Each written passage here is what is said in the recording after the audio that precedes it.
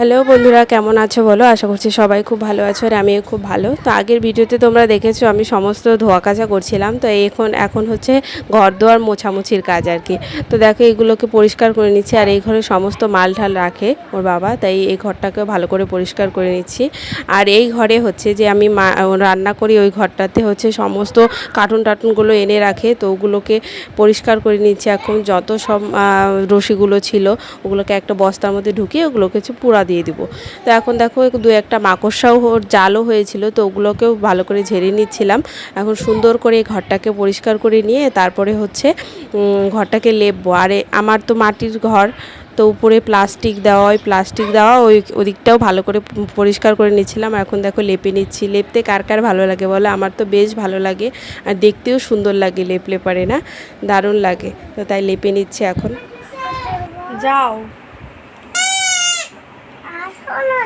প্রচণ্ড হয়রান হয়ে গেছে, এখনো ঘর মোছা বাকি, মুছে পেয়ে গেছে একদম।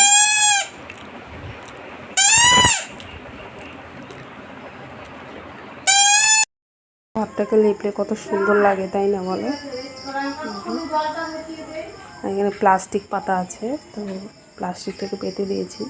মানুষ শুকোয়নি, কারণ বৃষ্টিতে ভিজে এতখানি হচ্ছে ভেজা থাকবেই যতদিন বৃষ্টি হবে।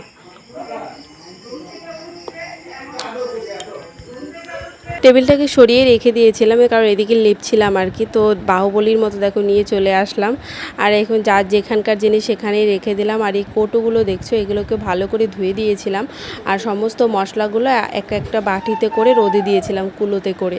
তো এখন সমস্ত ভরে নিলাম, আর বেশ সুন্দর হয়েছিল মশলাগুলো। আর এখন হলুদও ভরে নিলাম কৌটোতে। এখন দেখো যে ড্রামটা আছে, ওই ড্রামের ভিতরে চাল ভরে নিব, কারণ চাল শেষ হয়ে গেছিলো, আর ড্রামও ধুয়ে দিয়েছিলাম সুন্দর করে। তো কেমন লাগলো ভিডিওটা? ভালো লাগলে প্লিজ